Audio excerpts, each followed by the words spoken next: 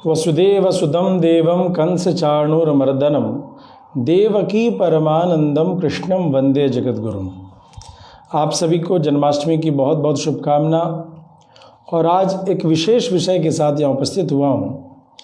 वर्तमान में एक विषय दृष्टिगोचर हुआ जिसमें हमारे संस्कृत जगत के वयोवृद्ध विद्वान श्री सच्चिदानंद द्विवेदी जी ने श्रीमद् भागवत में प्रोक्त धुंधुकारी कथा के प्रासंगिकता पर प्रश्न चिन्ह उठाया है और श्रीमद् भागवत से संबंधित कई बातों को सामने रखा है जिसमें उन्हें शंकाएं हैं। अब प्रश्न यह है कि इसके निष्कर्ष में श्री आचार्य श्री लक्ष्मण नवल जी ने भी कुछ वक्तव्य लिखा है, मगर फिर भी वो बात लंबी चलती चली जा रही है। क्या धुंधुकारी कथा की स्थिति क्या है, उसमें भ्रम क्या है, इसके लिए तो आपको उनके पोस्ट पर जाना पड़ेगा। मैं एक और बात कहना चाहूँगा, उसमें श्रीमद् भगवत गीता के जो कुछ प्रमाण हैं उनको उपस्थित करके तब यह शंका रखी गई है। वो प्रमाण क्या है, इसे जानने से पहले मैं आप सभी से कहना चाहूँगा, वर्तमान समय में जो भी विद्वान हैं संस्कृत जगत के, वो कहीं ना कहीं श्रीमद् भगवत गीता से दूर हो बैठे हैं। इसीलिए आप सबसे निवेदन करना चाहूँगा कि आप गीता जी का स्वाध्याय जरूर करें। और इसीलिए आप हमारे टाइमलाइन पर देख सकते हैं, यहाँ पर हम राधाष्टमी के अवसर पर 12 दिनों के गीता जी का स्वाध्याय के लिए एक उपक्रम हमने ठाकुर जी कृपा से करने का प्रयास किया है। तो जो भी लोग जुड़ना चाहें वो जरूर जुड़ सकते हैं। आइए विषय में चलते हैं।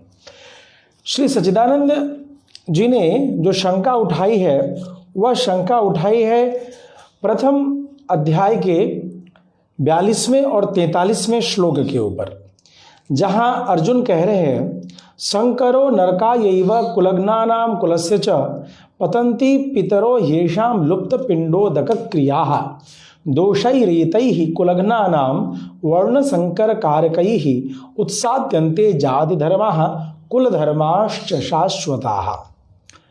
अर्थात अर्जुन की ये शंका युद्ध को लेकर के है कि महाभारत के संग्राम में जब कई का वध हो जाएगा और उस समय पति पुत्र से हीन जो स्त्रियां वर्ण संकर संतान का निर्माण करेंगी, तो ऐसे संकर संतान के निर्माण होने के पश्चात क्या होगा, तो वहाँ भय दिखाया जा रहा है कि लुप्त पिंडोदक क्रिया, पिंड आदि जल तिलोदक आदि का जो दान श्राद्ध आदि के रूप में, तर्पण आदि के रूप में कहते हैं, इसका लोप हो जाएगा और कर्म का लोप नहीं होना चाहिए। इस कर्म के लोप से भयभीत होकर के अर्जुन महाभारत से विरत होना चाहते हैं।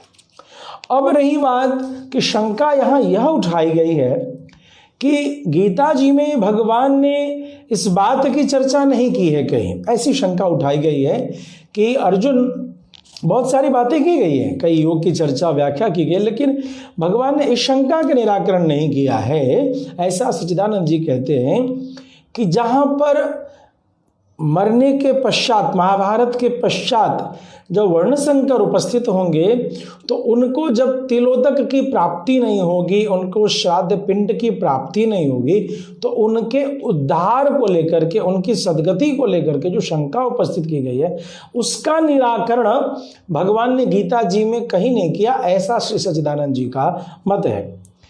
अब जब उन्होंने ऐसा मत किया तो फिर हमें कहाँ जाना चाहिए, हम इधर उधर जाएं तो फिर क्या होगा। बाल्यकाल में गुरुदेव श्री बटुक शास्त्री जी से काशी में जब स्वाध्याय करने का कुछ क्षण मिला तो उस समय उन्होंने कहा कि जिस शास्त्र की शंका उस शास्त्र में ही गोता लगाएं, उस शास्त्र का ही अवलोकन करें और वह शास्त्र ही तुम्हें उस शंका का निराकरण करेगी। इधर उधर जाने से भ्रम का निर्माण होगा। इसलिए गीता जी की शंका का निराकरण पहले गीता जी से करें। क्या भगवान ने जिनकी गति नहीं हो सकती है, जैसे कि वर्ण संकर से उत्पन्न जो संतान आदि हैं, इनकी सदगति का कोई प्रावधान नहीं दिख रहा है अर्जुन को, ऐसी शंका का निराकरण क्या गीता जी में भगवान ने किया है या नहीं किया। या फिर सदगति को लेकर के भगवान ने चर्चा की है कि नहीं की?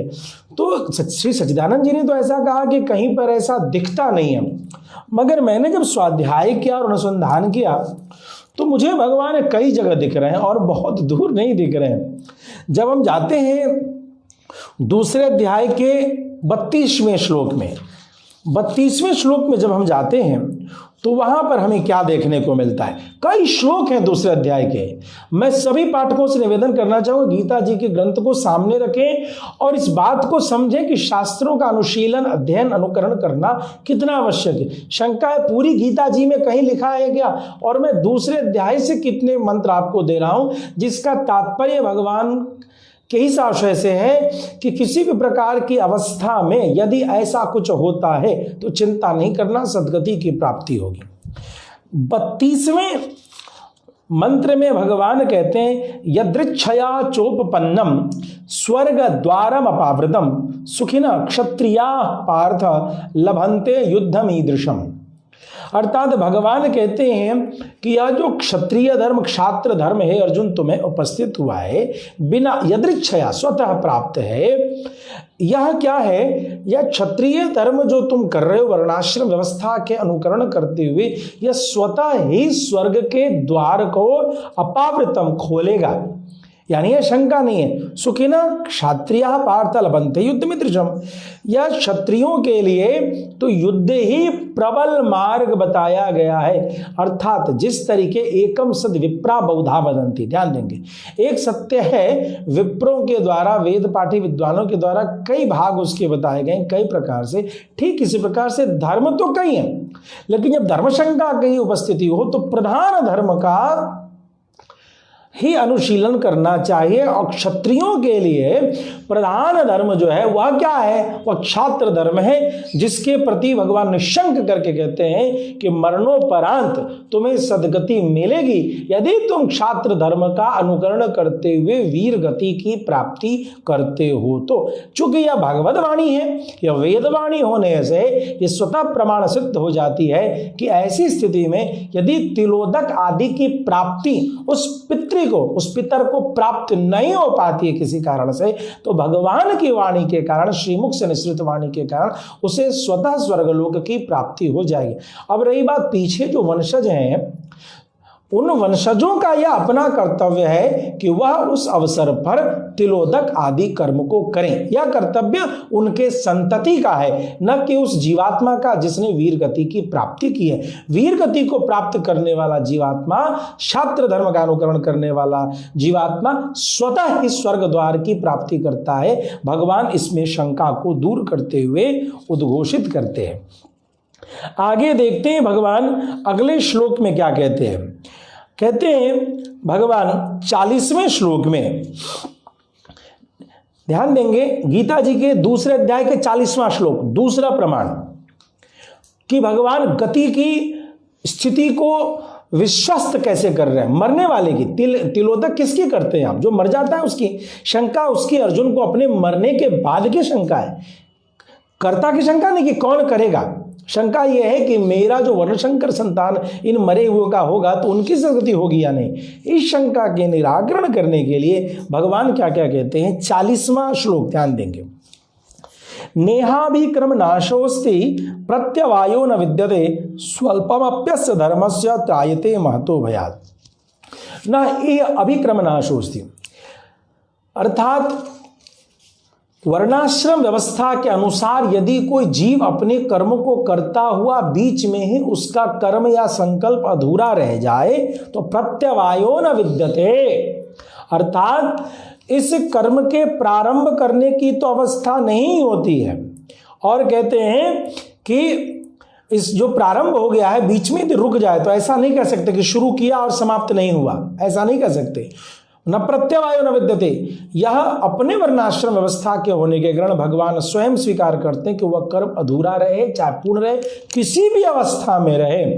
खेती करने वाला किसान यदि बीज बो दे, ध्यान देंगे, और बीज पल्लवित हो जाए और उस बीज के पकने से पहले, उस धान गेहूं के पकने से पहले वह किसान मर जाए तो उसे उन हजारों पौधों के सुखाने का पाप नहीं लगने वाला है। क्यों परेशान हो रहे हैं आप? अर्थात भगवान जिस तरीके से किसान की अवस्था है, कोई किसान का पौधा यदि कोई आम का वृक्ष लगाए तो उसे वृक्ष लगाने का पुण्य मिल गया, लेकिन वह मर जाए और उसका वृक्ष फल देने से पहले ही वह वृक्ष भी धराशायी हो जाए तो उसे वृक्ष उखाड़ने का, वृक्ष काटने का दोष नहीं लग रहा है, क्योंकि उसने अपने किसान के धर्म को निभाते हुए उसने इस कृत्य को किया। जब तक जीवित रहा तब तक उसने उस पौधे का संरक्षण किया। ठीक इसी प्रकार से अपनी मानसिक सामर्थ्य, शारीरिक सामर्थ्य, अवस्था के सामर्थ्य होने तक यदि कोई जीवात्मा, कोई साधक अपने कर्म को वर्णाश्रम अवस्था के अनुसार करता है और यदि वो कार्य बीच में रुक जाए तो वह कार्य अधूरा होने का पाप दोष उस जीवात्मा से संलग्न नहीं होता है, वो उससे मुक्त होता है। इसीलिए भगवान कहते हैं इसी मंत्र में अगली जो अर्धाली है, स्वल्पम अपि अस्य धर्मस्य त्रायते महतो भयात्। त्रायते महतो, यहाँ भय क्या है? दुर्गति। यहाँ भय क्या है? नरक। यहाँ भय जो नरक और दुर्गति का है उसके बारे में कहते हैं कि यदि तुम क्षात्र धर्म को तनिक मात्र भी, 2 पल भी यदि करते हुए वीरगति को प्राप्त हो जाओगे तो निश्चिंत रहो, तुम्हारी दुर्गति नहीं होगी। जब भगवान यहाँ विश्वस्त रूप से कह रहे कि तुम्हारी दुर्गति नहीं होगी, अब हमें यहाँ समझना पड़ेगा कि महतो भयात् का मतलब दुर्गति है। इतना ही तो प्रयास करना है। इसी के व्याख्या में यदि हम 6ठे अध्याय का 40वां श्लोक भी देख लें तो ये दूसरे का 40वां और 6ठे का 40वां लगभग एक दूसरे का पूरक है। भगवान उस 40वें 6ठे अध्याय के 40वां को एक बार खोल ले। उसमें कहते हैं, पार्थ नैवेह नामुत्र विनाशस्तस्य विद्यते नहि कल्याणकृत कश्चित दुर्गतिम तात गच्छति। या भय को दुर्गति रूप में भगवान स्पष्ट रूप से बता देते हैं। क्या कहते हैं कि हे अर्जुन, जो व्यक्ति, जो साधक, जो योगी अपने वर्णाश्रम व्यवस्था के द्वारा जन्म से प्राप्त कर्मों को करता हुआ, जो व्यक्ति, जो साधक यदि किसी प्रकार से किसी भी अवस्था को प्राप्त हो जाए, वो उस कार्य से पूर्णता से पहले उसको शरीर छोड़ जाए, ऐसे समस्त कर्मयोगियों का न इस लोक में न उस लोक में ही विनाश होता है, क्योंकि कल्याण करने वाला कभी भी उसका नाश नहीं होता। अतः यहाँ जो दुर्गतिम तात गच्छति का मतलब है, जिस दुर्गति की चर्चा की गई है वही यहाँ महतो भयात् शब्द से चर्चा आई है। अर्थात कि जो भी व्यक्ति अपने कार्य को करे, उस कर्म को करते समय यदि बीच में कर्म छूट जाता है साधक का, तो ऐसा नहीं कि उसको दुर्गति होगी, वो दुर्गति से बचेगा। कहाँ जाएगा? इसके बारे में भगवान कहते हैं। इसके अगले श्लोक को आप देखें, गीता जी के दूसरे अध्याय के 41वें श्लोक को देखें। व्यवसायात्मिका बुद्धि रेके कुरुनंदन बहुशाखा यनंताश बुद्धयो अव्यवसायिना। यहां भगवान स्पष्ट करते हैं कि जो बहुशाखा अनंताश्च, जो व्यवसाय का मतलब निश्चयात्मक बुद्धि है, जिनकी बुद्धि भगवत चरणारविंद में निश्चित नहीं है, उनकी बुद्धि जो है बहुशाखा, बहुत सारे कर्म में वो लगे रहते हैं, बहुत सारी क्रियाओं में लगे रहते हैं, उनके धर्म में बहुत सारी बातें रहती हैं।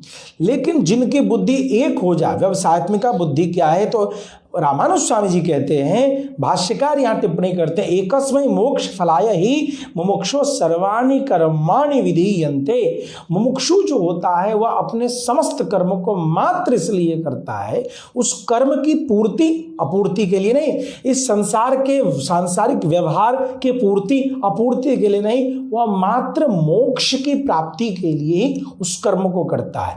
ऐसी स्थिति में ऐसे मुमुक्षु व्यक्ति के बारे में कहते हैं, उसकी एक ही निश्चयात्मक बुद्धि हो जाती है कि वह सारे कर्मों को मात्र मोक्ष प्राप्य विषयक साधन के रूप में स्वीकार है या नहीं है, इसी दृष्टिकोण से स्वीकार करके वह अपने कृत्यों को करता है।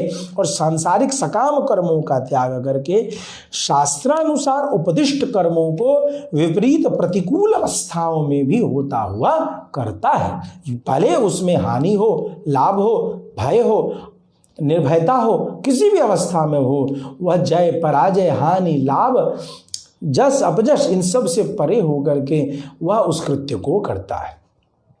अब मैं यहां यह कहना चाहूंगा, दूसरे अध्याय के 46वें श्लोक में जो विद्वान हमेशा सशंकित रहते हैं ऐसी कई बातों पर कि उन्होंने ऐसा कहा, उन्होंने ऐसा कहा, ऐसे में उलझते हैं, शास्त्रों के सम्यक रूप से अध्ययन से बच करके उलझन में प्रवेश कर जाते, उनके लिए भगवान ने कहा है यावान नर्थ उदपाने सर्वतः संप्लुतोदके तावान सर्वेषु वेदेषु ब्राह्मणस्य विजानतः। 46वें मंत्र में भगवान कहते हैं कि जब कोई बहुत बड़ा सरोवर मिल जाए, आप गंगा जी के किनारे पहुंच जाइए और आप एक चुल्लू में जल लीजिए और उस जल को आप पान करें, तो आप क्या कहते हैं? मैंने गंगा जल का पान कर लिया, मैंने गंगा जी को पिया। इसका मतलब आपने गंगोत्री से गंगा सागर का पान नहीं कर लिया, आपने यमुनोत्री से प्रयागराज तक के यमुना जल का पान नहीं कर लिया, आपने तो चुल्लू के गंगा यमुना जल का पान किया था। लेकिन आपके समझ क्या है कि मैंने गंगा जी का जल पिया, मैंने यमुना जी का पल किया। ठीक इसी प्रकार से वेद रूपी ज्ञान सिंधु से आप जितना चुल्लू में भर करके पान कर सकते हैं उतना करें। अर्थात बहुशाखा अनंताश्च बुद्धो व्यवसायी नाम, जो भगवान ने 41वें श्लोक में कहा है, उसका तात्पर्य यही है कि बहुत सारे धर्म हैं, इन अनेकानेक धर्म रूपी समुद्र में तुम उस एक चुल्लू का पान करो, अर्थात भगवत प्राप्ति विषयक कर्मों को स्वीकार करो और उसी से संतुष्ट हो जा। भगवत प्राप्ति रूपी जो चुल्लू भर धर्म का जल है उसके पान करने से संपूर्ण धर्म सिंधु के पान करने का फल तुम्हें मिलेगा, ऐसा भगवान 46वें श्लोक में अर्थ देते हैं। आइए अगले श्लोक में शंका थी कि गीता जी में कहा, और मैंने जब अनुसंधान किया तो मुझे प्राप्त हो रहा है कि भगवान तो दूसरे अध्याय में ही शंका का निर्मूल कर दे रहे हैं। यानी जो सदगति की चेष्टा है कि लुप्त पिंडोदक क्रिया होने पर जो मेरी दुर्गति होगी तो क्या होगा, भगवान 51वें श्लोक में कहते हैं कर्मजम बुद्धि युक्ता ही फलम त्यक्त्वा मनीषिणा जन्म बंध विनिर्मुक्ता पदम गच्छन्त्यनामयम्। कर्मजनित फल का त्याग करके, यानी कर्म जिस फल की आकांक्षा से युक्त जो कर्म है इसका त्याग करके बुद्धि योग से विचार करके कि मैं किस वर्ण में हूं, मैं किस आश्रम अवस्थाओं में हूं, शास्त्र ने मेरे लिए कौन सा कर्म निर्धारण रख रखा है जीवन यापन करने के लिए, उसकी चिंता करते विवेकी पुरुष ऐसा कर्म जब करता है तो जन्म बंध विनिर्मुक्ता, ध्यान देंगे, जन्म के बंधन से मुक्त हो जाता है और गच्छन्ति अनामयम, अर्थात निरामय पद की, निर्मल पद की प्राप्ति करता है। निश्चित रूप से ही लगाया गया है, अर्थात निश्चयात्मक रूप से भगवान कहते हैं वर्णाश्रम व्यवस्था के आश्रित होकर के अपने कर्मों को करने वाला जो गृहस्थाश्रमी हो, ब्रह्मचर्याश्रमी हो, गृहस्थाश्रमी हो, वानप्रस्थाश्रमी हो या संन्यासाश्रमी हो, शास्त्रानुसार उपदिष्ट मार्ग का अनुसरण करता हुआ भगवान निश्चित रूप से कहते हैं कि उसको मोक्ष की प्राप्ति अवश्यमेव होगी। दूसरे अध्याय के ही 66वें श्लोक का भी अनुसंधान करके देखें, भगवान 66वें श्लोक में कहते हैं नास्ति बुद्धिरयुक्तस्य न चायुक्तस्य भावना न चाभावयतः शांतिरशांतस्य कुतः सुखम। यह गजब की बात भगवान ने कह दी। जिनके हृदय में हमारे श्री बांके बिहारी के श्री चरणों के प्रति प्रेम नहीं है, भगवान कहते हैं मुझ श्री कृष्ण में, मुझ श्रीमन्नारायण में जिनकी बुद्धि प्रविष्ट नहीं है, समाश्रित नहीं है, समर्पित नहीं है, ऐसे व्यक्तियों की न अस्ति बुद्धि, उसको बुद्धि नहीं होता, वो निर्णय नहीं कर पाता है कि उसे करना क्या है, वो हमेशा उलझा ही रहता है। मैं इसलिए लक्ष्मण नवल आचार्य जी से कहना चाहूँगा कि भैया वो कभी नहीं समझेंगे ये बात को, भागवत की बात को, कि भागवत करने से मोक्ष की प्राप्ति कैसे होती है, संतों की सेवा से, ब्राह्मणों की सेवा से, गुरुजनों की सेवा से मोक्ष की प्राप्ति कैसे होती है, वो उनकी समझ में नहीं आएगा। किनके समझ में? तो न अस्ति बुद्धि अयुक्तस्य न चायुक्तस्य भावना, जिसकी भावना भगवान के श्री चरणों के प्रति जिसके हृदय में प्रेम नहीं है उसको बुद्धि नहीं होगी, और जब बुद्धि नहीं होगी तो उसके हृदय में भावना नहीं होगी, और जो भावना नहीं होगी, भावना प्रेम का, देखिए न अयुक्त से भावना, यहां भावना की चर्चा आ गई। हृदय में भगवान श्री कृष्ण के प्रति जो शाश्वत निरंतर प्रेम की रसधार है, जो भक्ति को तैल धारावत की चर्चा करते हुए कहते हैं, षटकोप स्वामी जी ने जो शास्त्र गीति आदि दिव्य ग्रंथों में जो वर्णन किया है कि मैं श्वास लूं तो कृष्ण को, मैं चलूं तो कृष्ण की, मैं देखूं तो कृष्ण को, और आदि आदि।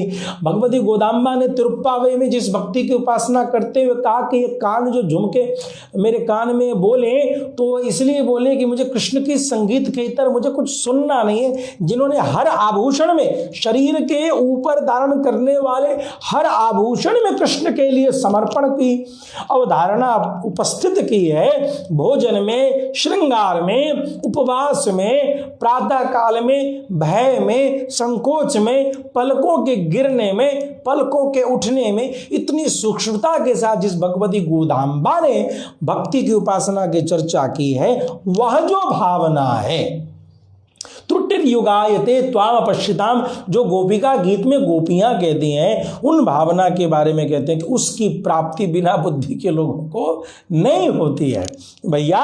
और ऐसे भावना से हीन पुरुष को कभी भी शांति नहीं मिलती, और जो अशांत है, अशांतस्य कुतः सुखम, जो अशांत है उसे सुख कहाँ मिलता है। आइए 69वें मंत्र को देखें। 69वें मंत्र में भगवान उपदिष्ट करते हैं, या निशा सर्वभूतानां तस्यां जागर्ति संयमी यस्यां जागृति भूतानि सा निशा पश्यतो मुने। भगवान कहते हैं कि जो सारे प्राणियों के लिए रात्रि है, यानी आत्मा विषयक ज्ञान, जीवात्मा का परमात्मा से जो अलौकिक संबंध है, तत्संबंधित जो ज्ञान है सांसारिक व्यक्तियों के लिए व्यर्थ है, वो रात्रि के समान है। ऐसे में जागृति संयमी, जो योगी हैं, जो संयमी हैं, वो जगते हैं। और यस्याम जागृति भूतानि, जो संसारिक लोग हैं, संसार के महल अटारी में डूबने वाले, सांसारिक भोग विलास में डूब करके चकाचौंध में उलझने वाले जो लोग हैं, वो चकाचौंध हमारे योगियों के लिए रात्रि के समान प्रतीत होता है, उन्हें उसमें कुछ भी रस नहीं दिखाई पड़ता। अतः कहते हैं कि इसीलिए भगवत प्रीति में, भगवान की श्रीमद् भागवत में क्या रहस्य है, इसका रस क्या है, ये कभी भी भावना से रहित अविवेकी पुरुषों को भागवत ऐसी आदि पवित्र ग्रंथों में श्रद्धा की अनुपस्थिति उनके जीवन में रहेगी। दूसरे अध्याय के उपसंहार में 71वें मंत्र को देखें। भगवान कहते हैं, विहाय कामान यह सर्वान पुमान शरति निष्प्रिय निर्ममो निरहंकार स शांति मद गच्छति।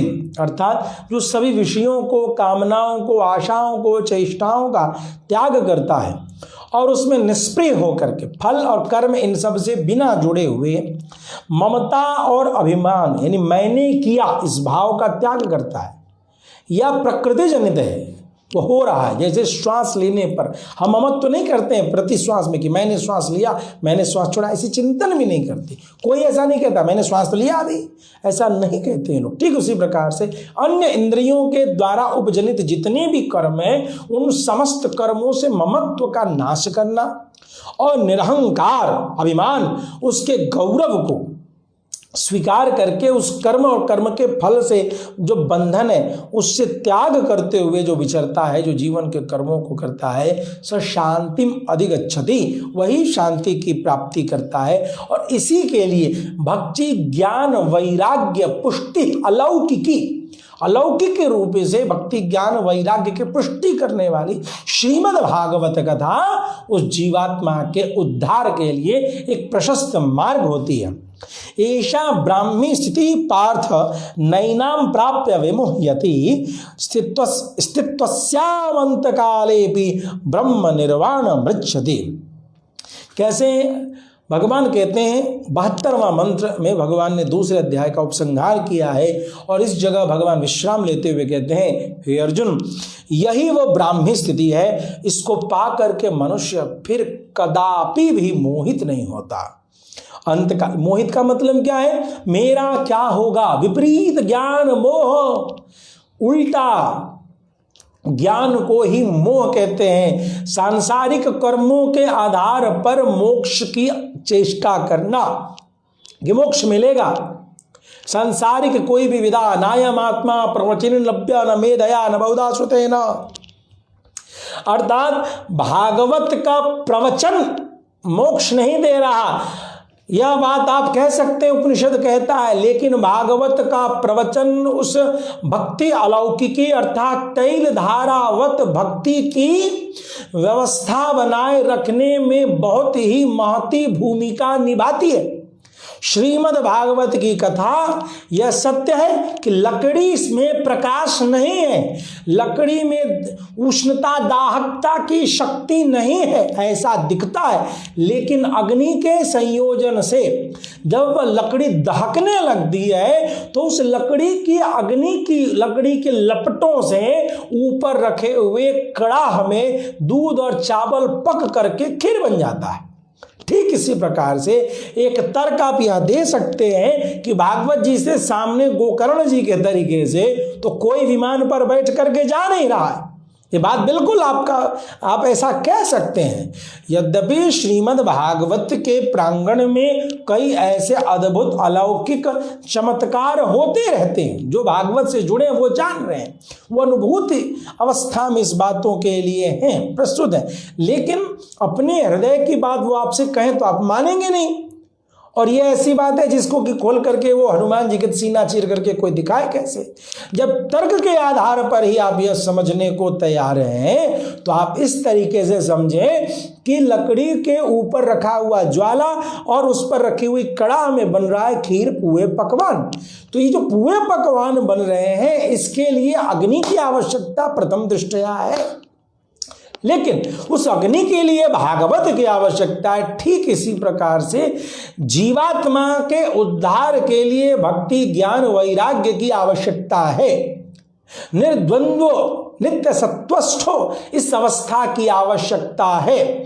लेकिन ऐसी स्थिति की प्राप्ति के लिए भागवत रामायण गीता जी जैसे शाश्वत सनातन ग्रंथों का प्रवचन और उसको अनुशीलन अनुकरण करने के लिए जो व्यासपीठ पर उपस्थित हमारे श्रद्धेय व्यासगण हैं, जो व्यासपीठ को सुशोभित करते हैं, यदि वो अपनी धर्म और मर्यादा का निर्वहन करते हुए व्यासपीठ का उपयोग इस रूप से करते हैं तो सद्य पुरंती या सत्य जाने कि अवश्यमेव जो है इस प्रकार से जीव का उद्धार करती है। इसीलिए सदा सेव्या श्रीमद् भागवती कथा। श्रीमद् भागवत का एक और प्रमाण आता है, श्रीमद् भागवती वार्ता प्रेत पीड़ा विनश्यति सप्ताहोपि तथा धन्य कृष्ण लोक फलप्रदा। अर्थात भागवत जी के अर्थ से जो महात्म में भक्ति रानी के जागृति का वर्णन किया गया है, वही भक्ति रानी भक्त के हृदय में जब विराजित हो जाती है और भगवान श्रीमन्नारायण उनके हृदय में उपस्थित हो जाते हैं। अब बताइए, जब भक्ति रानी ने भगवान श्रीमन्नारायण के उपस्थिति भक्त के श्रोता के हृदय में कर दिया तो एक ही सपुष्ट तरने की जब व्यवस्था है तो आप एक जीवात्मा के तृप्ति मुक्ति के लिए सशंकित क्यों हैं, क्यों हो जा रहे हैं? इसलिए आप वयोवृद्ध हैं। मैं विद्वान ब्राह्मण श्री सच्चिदानंद जी से निवेदन करना चाहूँगा, फेसबुक आदि मीडिया पर कोई भी ऐसा वक्तव्य देते हुए इस बात पर विशेष ध्यान दें कि हमारी जो हिंदू जनमानस है वर्तमान में संस्कृत के विशालतम शब्दकोश से बहुत दूर जा चुकी है। ऐसी स्थिति में यदि हम धर्म को लेकर के अपने श्रोताओं को उलझाते रहेंगे, भागवत को लेकर उलझाएं, रामायण को लेकर के उलझाएं, संतों के प्रति उलझाएं, धर्म के प्रति उलझाएं, राम के प्रति उलझाएं, कृष्ण के प्रति उलझाएं, तो हमारी भोली भाली जनता उलझ जाएगी। इन्हें उलझाइए नहीं, अपने वक्तव्य से कोई शंका उपस्थित हो, शंका समाधान करे। सा विद्या या विमुक्तये, विद्या वही है जो मुक्ति को प्रदान करे, विद्या वही है जो उलझन को दूर करे और हृदय में धर्म के प्रति आस्था का अंकुरण करे, पल्लवन करे, पोषण करे और उस आस्था का भगवान श्रीमन नारायण के श्री चरणों में समर्पण भी करे। आज जन्माष्टमी के महोत्सव में आप सभी थोड़ी देर बाद लगने वाले हैं। मैं आप सभी से कहना चाहूँगा, इस पूरे वक्तव्य को सुन करके आप सभी निशंक हो करके भगवान की जन्माष्टमी की तैयारी करें। नंद के आनंद भयो जय कन्हैया लाल की। हमारे यहाँ भी झूला आदि लग रहा है और हम सभी उसी के तैयारी में लगे हुए हैं। भगवान को आज रात्रि में हम सभी स्नान करा के पंचामृत से भगवान को स्नान कराएं, अभिषेक कराएं, नूतन वस्त्र धारण कराएं और फिर प्यारे लाल की बढ़िया मक्खन मिश्री का भोग लगा करके बाल मुकुंद भगवान की आरती उतारें। आरती उतारने के पश्चात उनका नज़र उतार करके आप बढ़िया से पारण रात्रि में भी उसके बाद भी कर सकते हैं और प्रातः काल भी आप पारण कर सकते हैं, ऐसा शास्त्रों का मत आया है। भगवान को झूले पर दर्शन करें। भगवान के झूले का दर्शन इस संसार में, इस लोक और परलोक के बीच में जो झूला है, जो डोलना पड़ता है, उससे मेरे बाल मुकुंद भगवान आप सबको दूर रखें। आप सबके जो पितर इधर उधर भटक रहे हों, भगवान के जन्मोत्सव के पुण्य प्रभाव से इस बार अष्टमी और रोहिणी तिथि आज के दिन सूर्योदय के समय दोनों उपलब्ध है। बड़ा सुंदर मुहूर्त है। ऐसी स्थिति में आप सभी के ऊपर भगवान कृपा करें और यही कहते हुए आप सभी को धन्यवाद। जय श्रीमन नारायण।